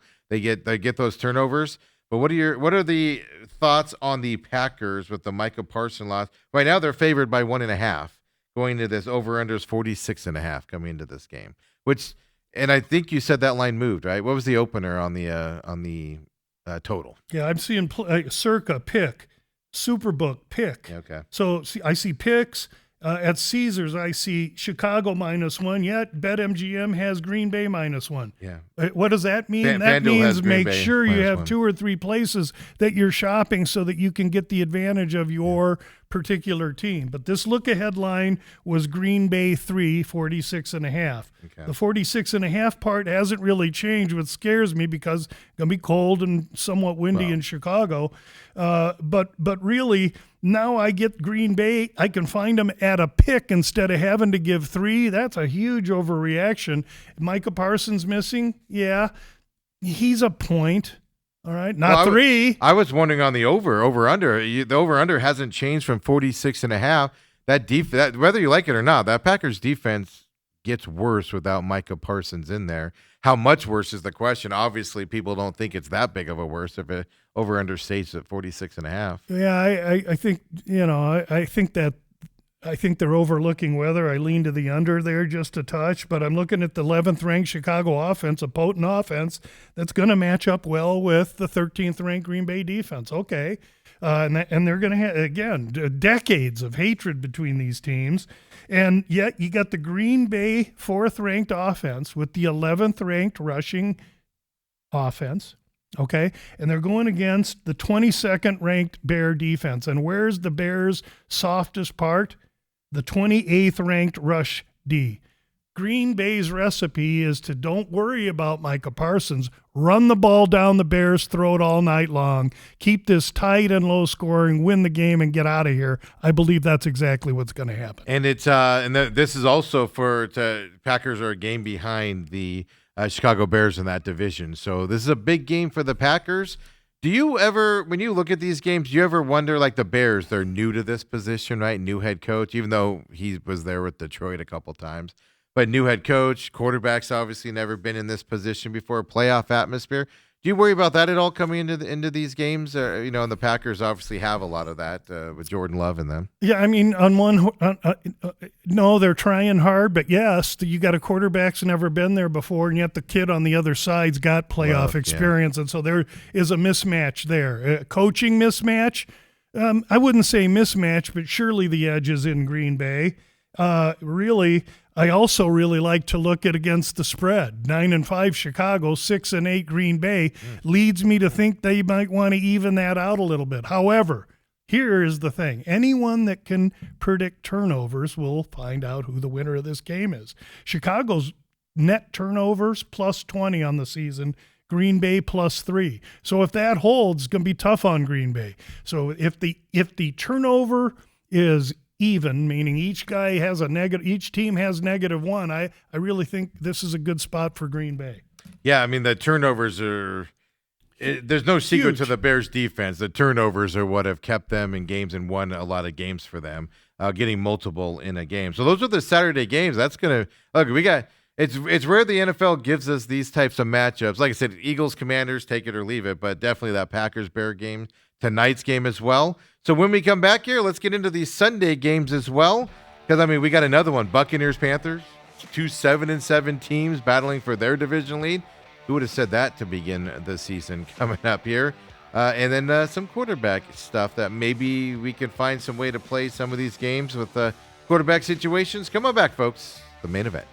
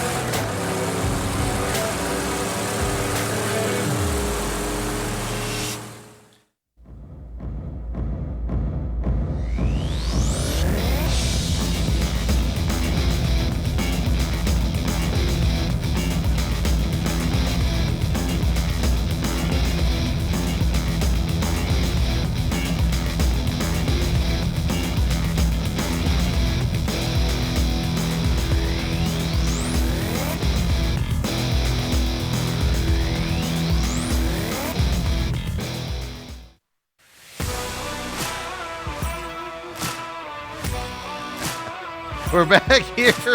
If only you guys could see. We got to do, I've always told you the idea of like a behind the scenes, like during commercial breaks, what we do. You know, I'm sitting here swigging on my Chick-fil-A lemonade. Lou's over here just, you know, working everything he can. He's texting, he's talking, he's texting, he's emailing. But I did check that bag, that Chick-fil-A bag, You did? to see what was in there. You know, when I was in the airport waiting to come back, I can't tell you how many, all these people going to the Chick-fil-A. Yeah. I've never eaten there. It must be really good because they were lined up. I'm not a big fan of Chick-fil-A. This is a yogurt parfait, but I do get the chicken biscuit in the morning, just plain. It's to die for. The biscuit's soft. It like crumbles. You get out of your car and it's just down the front of your shirt. I'm on this huge diet right I'm now. sorry. Yeah, The that's true. I biscuit forgot about just that. sounds so good. Their chicken sandwiches, like there's just the chicken just melts in your mouth. I don't know what they do differently than other places. But that's all. I don't get anything else Yeah. there. I love their lemonade. It's like fresh lemonade and stuff. Because I know lemonade's not the best for you, but I'm trying to get off soda. Yeah, I never Again. drank soda. So I've switched to like a lemonade, Good. thing, but still not good for you with all Well, the then sugar and stuff. transition But to Arnold. Um, you take a little of let's that. say I'm not a tea guy, so Not you a- know what I'm okay. gonna try. I'm gonna try those. This is how stupid I am. I'm gonna try because the doctors keep going, get off of it because my ankles. I have ankle problems and stuff, and the fructose syrup gets in there and turns into problems and everything. They keep trying to tell me those probiotic drinks that taste. They say it tastes just like soda, and I'm like, it can't taste just like soda. Like Celsius and that stuff. Yeah, All no, these young that's kids the energy drink that drinks. crap. But like, there's one like Coke makes one called Simply Pop. There's one called Poppy.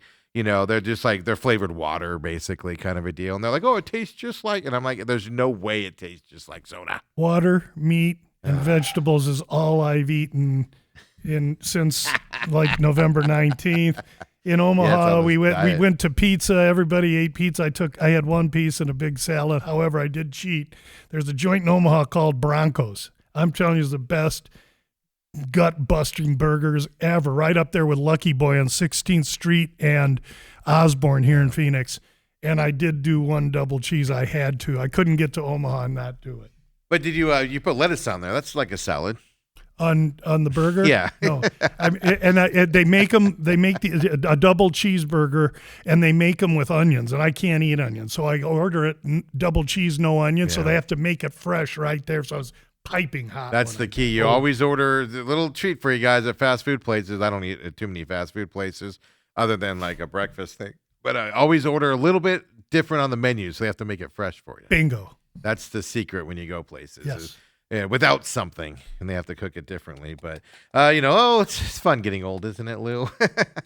No. So we'll get into the Sunday games now with, of course, Uncle Lou. Gamblu.com, at Gamblu on X as well. And don't forget, hit us up at TME Sports Show or text us at the 623-252-6670 out there. And then we get these Sunday games here where first game here, this is an amazing matchup that nobody would have predicted.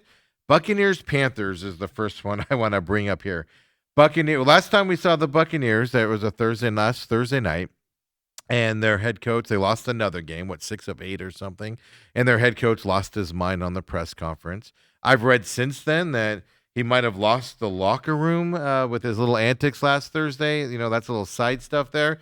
But two teams 7-7 battling it out for the playoffs here. And this is a big game on Sunday for the Panthers, folks. First of all, the DVOA I did this week only pertains to teams really that are still kind of like playoff type of games. Mm-hmm. So, yeah, I did New England and Baltimore. Yeah, I prepped Tampa and Carolina. And I prepped Arizona and Atlanta because even though that doesn't fit because Steve wants to talk about it, 'cause of the we're here Cardinals. in Phoenix. Yeah. But some of these games I'm not even looking at. I'm trying to get myself prepared for playoff style matchups and handicapping, which is what I'm going to be doing the next 5 or 6 weeks. So we want to talk about Tampa and Carolina. Well, the loser of this game is going to be outside looking in. The winner of this division is probably going to be the only playoff team. There's some things can happen where they can both get in with a wild card, but that's even more important to this is there's no wild card really to fall back on, at least at this moment for the loser on this game coming up. Yeah, here. this conference has a real history of last to first a lot of times, and even though Tampa's won it a few years in a row, Carolina's a bigger threat than folks say. And when I went into this handicap, I was all about let's get let's find a way to like Carolina, but I can't. 17th ranked Tampa offense against the 24th ranked Carolina defense, 27th against the run. If you're 25 to 32 against the run on D, you're gutless. Okay? And so Tampa +9 turnover, Carolina -1. Carolina is 8-6 against the spread. Tampa 5-9. Every indicator that I track tells me it's Tampa. I'm not worried about Bowles' meltdown. No, because he wasn't talking to the press and the public. He was talking to his team. He's sending the message, and to his the team loves him. They've been there a long time. This guy ain't a bad coach. He's a darn good coach. I look for a good effort from Tampa. I think that while I want to like Carolina, 27th ranked rush defense, 24th ranked passing defense, I just don't know if that's really a playoff kind of team. And I'm hearing a lot of guys, oh, Tampa only gets in, they're dangerous. Oh, no, they're not. That's all I have to say on that. I'll just say this from that perspective. I didn't hear you mention it, but I mean, they've lost 6 of 8. They are in a spiral down, and it doesn't look like they know how to get out of it. And that worries teams like that, like the Cardinals are in right now. I know they're out of the playoffs, but how do you get out of that in midseason? It's very hard to do, and every game compounds it and compounds it. That's what worries me about Tampa Bay against the Panthers this weekend. Panthers they know they don't belong here. They know they're lucky to be here, and Tampa Bay's like, how do we fix this? What do we need to do? That's what worries me about Tampa, and they're going to Carolina on top of it. So it's not even a home game. In many ways, those are things that fans worry about. Okay, but I will say this: the fact that Carolina, after being dog meat for so long, they believe, and Tampa's a little tight, trying to figure it out and find it again. That is an indicator for Carolina, at least as far as I'm concerned. They're at home. They've got everything to play for.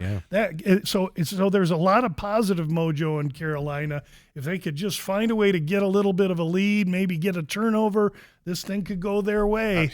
But you got all the experience with the playoffs on one side. You got the better quarterback on one side. You have arguably the better coach. We'll see after this weekend on the other side. And so for those reasons, this is not a game I intend on playing, but I'm sure interested to see how it goes. Well, I'll even go a step farther. If Tampa Bay has a 14, 20-point lead in the fourth quarter, watch that live betting on Carolina, because Tampa Bay has given up big leads in the fourth quarter, especially last Thursday night and a couple times this year. So watch the live action numbers if that does happen again for Carolina to come back. So. Carolina's potency on offense is the running game. If they get behind and they're forced to throw with that 26th ranked passing offense, they better not get behind. Exactly. That's just my take. My favorite part about this whole NFC South division is everybody is negative net points in the points for and points against.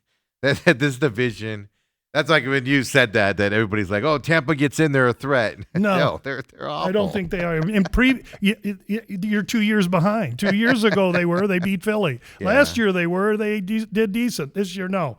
You're going to have to find somebody else in the NFC. I think there's teams. I just don't think it's Tampa. So I don't know how much you did prep on this game, but it intrigues me because it's Chargers going to Dallas. Dallas had a chance to stay playoff alive last week and lost. They're 1% chance to continue on at 6-7-1 to make the playoffs. So they're basically eliminated. They still can fight, whatever. In this thing. So the reason why I'm asking about this game is because they got the Chargers going to Dallas this weekend. The Chargers are 10-4, quietly 10-4. If I said, what's the Chargers record? Most people would probably think it's worse than what it is going to this game.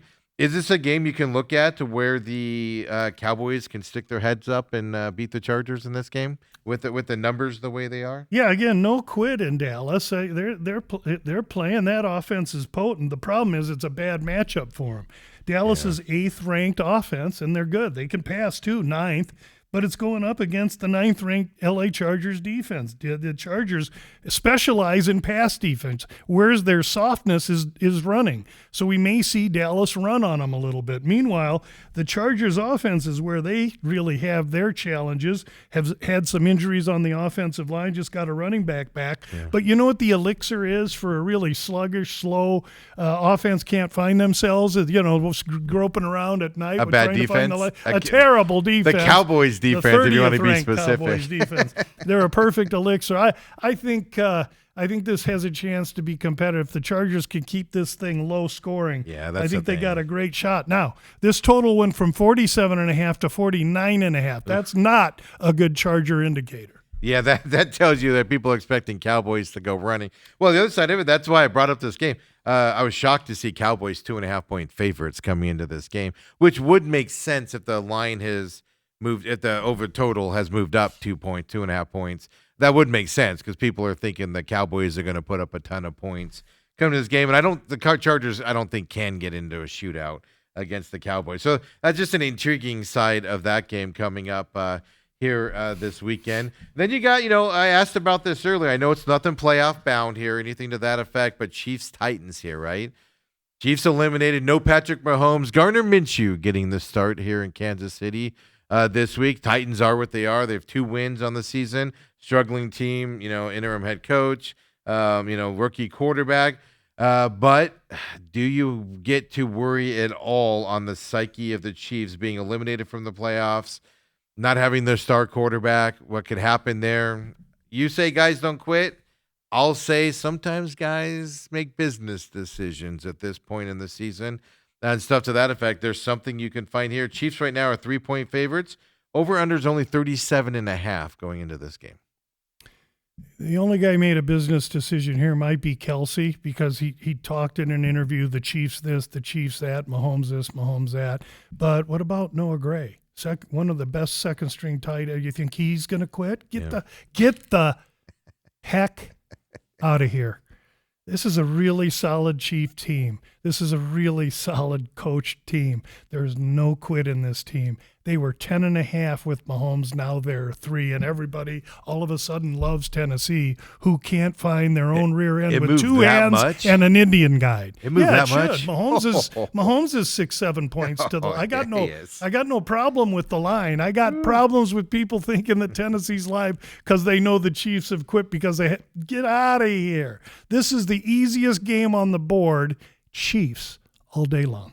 Over under 37.5 seems low. I mean, obviously Mahomes not being in there helps. And Minshew can play. Yeah, I actually like Minshew. I hate to admit this publicly, but I actually like Minshew. I think he's going to do. He's not going to be Mahomes, but I think he's going to do all right. Yeah, he's not Mahomes, but Minshew can play. That's what I mean. That's a low over under, unless there's weather there in Tennessee that I don't know about. Not terrible, and it's a low total because you got no Mahomes.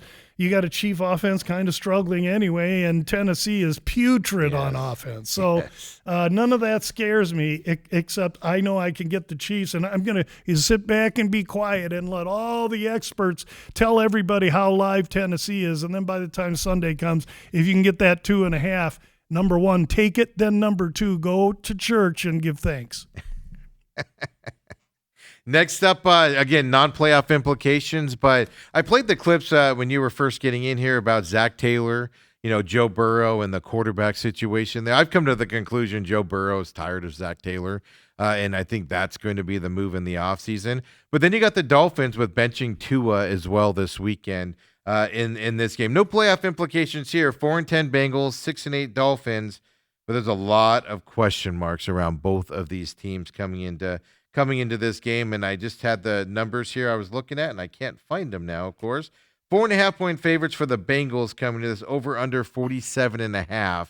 That seems like a big over for me coming into this game with a rookie quarterback starting for the Dolphins, unless the Bengals are going to put up a bunch. Is there a play here at all with this number? Not a game I'm even interested in, but I do want to comment on it. So the total started at 50.5, and why would it move down? No Tua. I get it.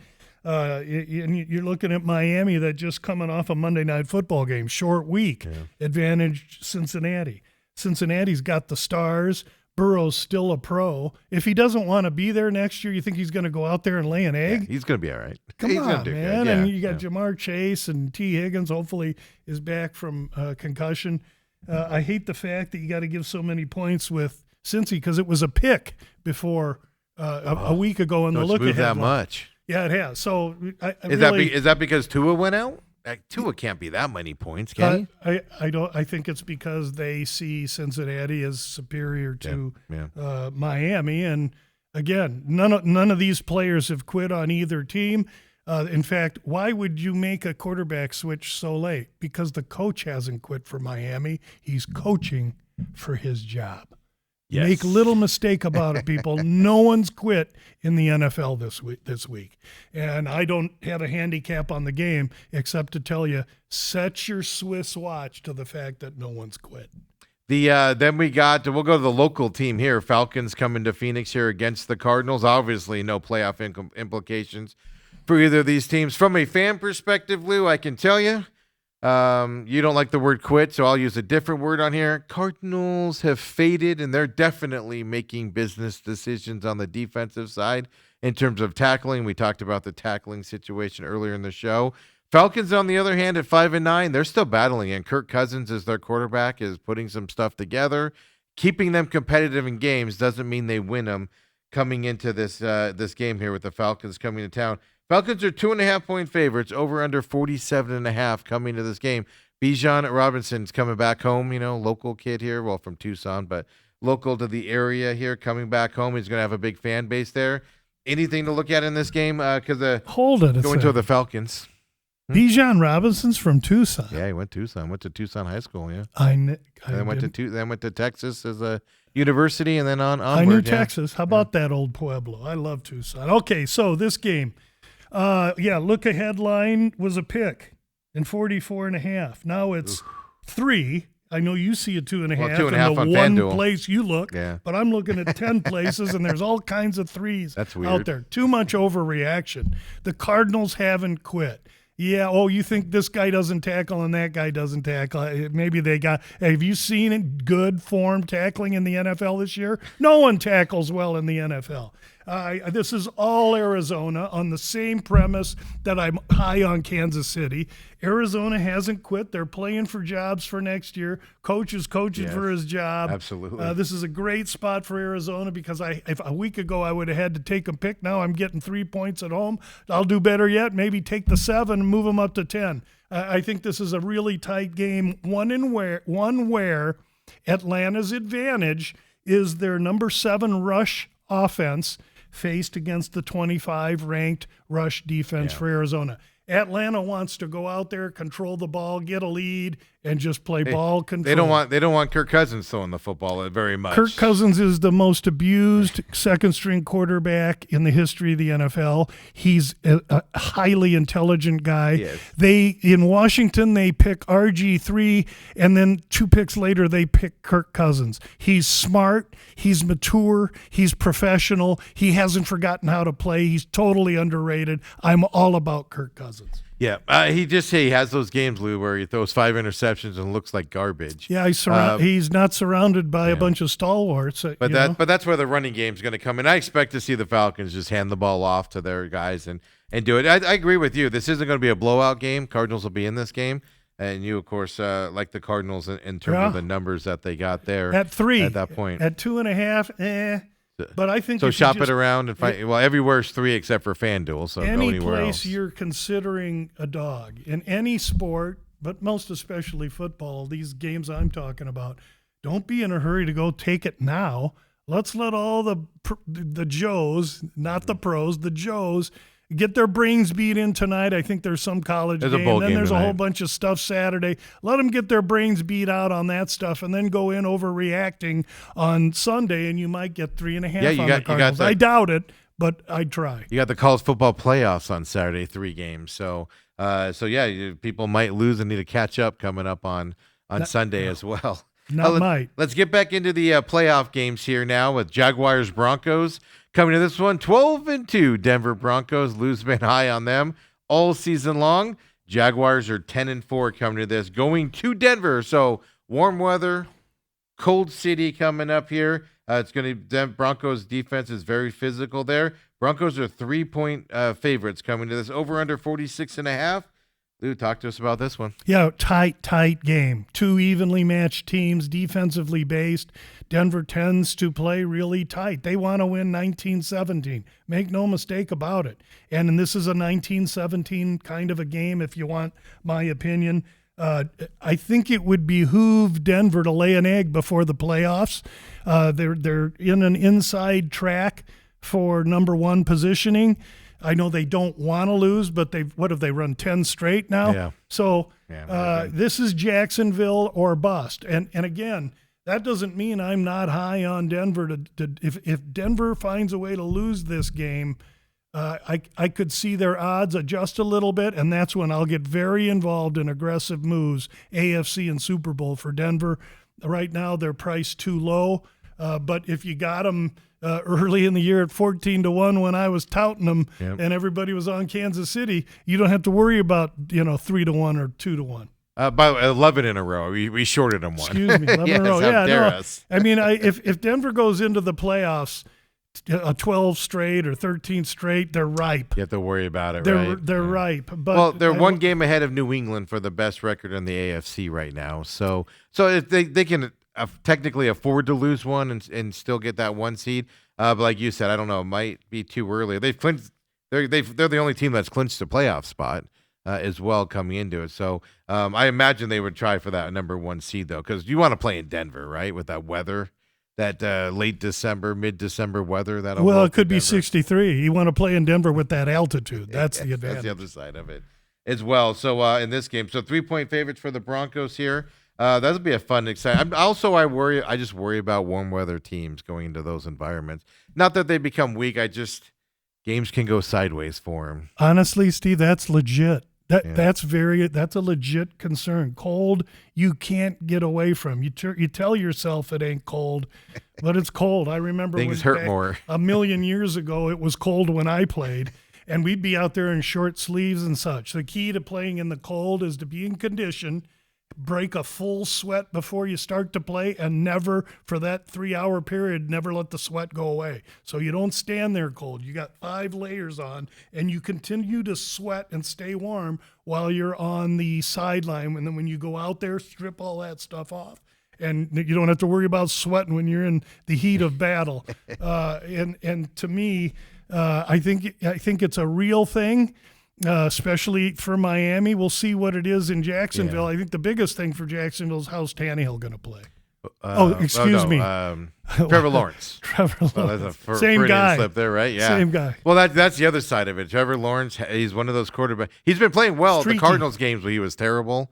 But after that, he's been playing well since that Cardinals game. So that's a decent team, well coached. I like their coach. Yeah, Jacksonville can make some noise. And then they're poised to win that division, especially with the Colts faltering here. Steelers Lions coming up here. This is interesting to me because I have not been high on the Steelers all year, but they just continue to do Steelers things. They're back in the lead of that division because Baltimore just has its own issues out there. Lions 8-6. They're fighting for their playoff lives as well. Coming to this, especially in their division. Right now, they're third in their division there, the Lions are. This is a heavyweight battle here. To me, going to Detroit indoors against the Steelers, to me, Steelers are going to, I'm going to say, fairly easily win this game. Lou might disagree with me here. But I do think the Lions are bringing the physicality and the Steelers just won't be able to match it, especially on the offensive side.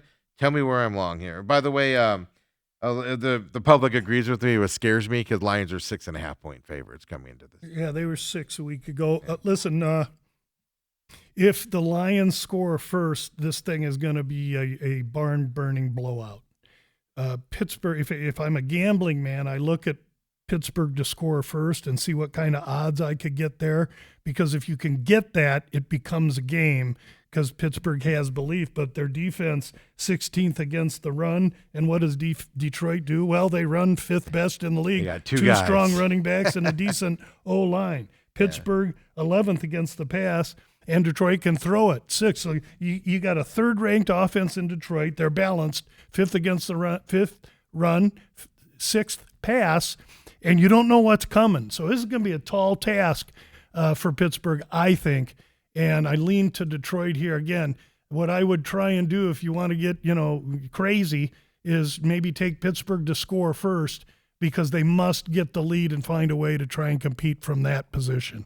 Yeah, and you look at their schedules and everything, you're like, oh, that could be competitive, and it's just they're just Steelers. You just can't count Steelers Tomlin out. Yeah, and then everybody's out there, oh, Tomlin I don't disagree. sucks. Tomlin is the man. If he gets fired, I can hold my breath, and by the time I let it out, he'll be hired. Oh, I'd be all over the Cardinals going, you need a coaching change immediately. Would that be, I'd be on board with you on that. He would be a culture change. Only thing I'm going to ask about Raiders-Texans is only because it's a 14.5-point favorite for the Texans. Can you stick your head out and go Raiders on this? Or it's just, this is a monumental mismatch with that Texans defense compared to the Raiders offense that can do nothing. But the Texans offense isn't that great. We saw that last week, some bunch of field goals there. 14.5 too big of a spread on this one, Lou? I don't know. I don't have any opinion on it. The Raiders are just so terrible. Houston's got everything in front of them. They're playing for a division. But again, listen, if Houston walks into the locker room at the end of the game, a 2-point win, and they're going to be high-fiving and fired up, right? 10 wins. So all that, I'd never give all that points. In fact, handicappers, buddies of mine, and, love double-digit dogs in the NFL. I just don't know this. There's too many other juicy pieces of meat in the buffet for me to go over after that tuna sandwich. I don't like 14.5-point spreads. I don't care who's playing. You can beat them, of course, but I just don't like those spreads. If Kansas at all. City was given 14.5 to Tennessee, I'd tell you Tennessee. but 3 is a joke. Then you got Patriots-Ravens coming up here. As I said, Patriots fighting for that division lead there against the Bills. They're 1 game up on them. There as well, they're fighting for the number 1 seed as well. Then you got the Ravens, kind of the same situation as the Steelers, struggling defensively, struggling offensively this year. 7-7 coming into this Sunday night football game. Here, do the Ravens have enough to pop up and stay competitive here, in that division, and maybe take that division lead? Patriots, I'm surprised by this. Ravens are actually 2.5-point faves coming to this game at home, over under 47.5 for Sunday night football. I'm actually shocked.